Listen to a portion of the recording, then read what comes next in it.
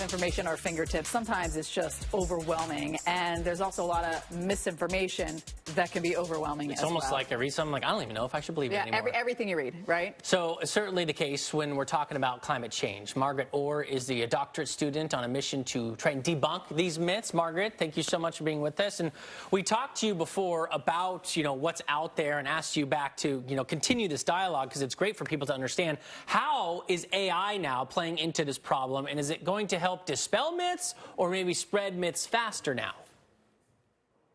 Hi, Stephanie and Jordan. Thanks so much for having me back. That's a really good question. And I think it's both sides of the same coin.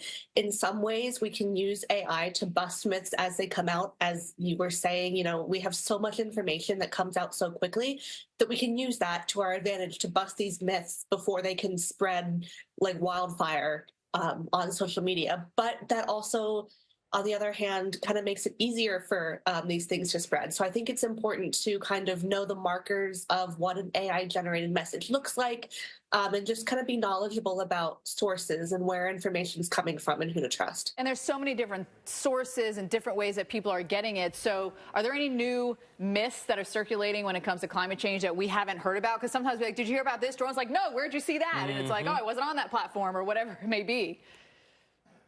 I think often it all comes sort of from variants of similar myths that you'll see pop up. So, for example, when we have a severe weather event, you'll see people talk about, was this caused by climate change? Was this not caused by climate change? Is climate change real?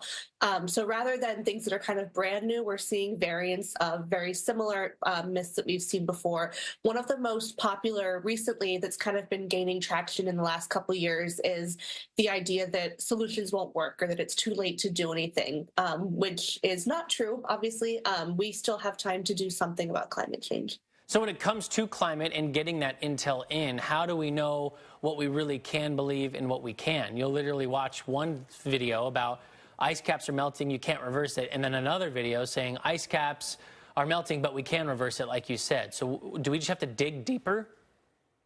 It is so hard because there is so many contradicting messages out there. I think a really good place to start is to know sources to trust. So obviously the Weather Channel is a good one. NOAA, the National Oceanic and Atmospheric Administration. NASA is a good source. Any of these sort of well-known, reputable sources, going with what they're saying is a really good sort of baseline, easy, so to speak, way to find credible sources. So, it is an election year, and everything from the changing climate to EVs, the energy transition will be up for debate. So how do you correct someone who's holding on to misinformation or just not critically thinking?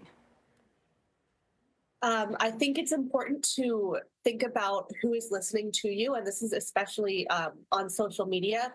A lot of the people that we hear from on social media are those people who are maybe not critically thinking or are being misinformed. But in a comment thread, we see a lot of people who just kind of read through and they don't respond or they don't speak up.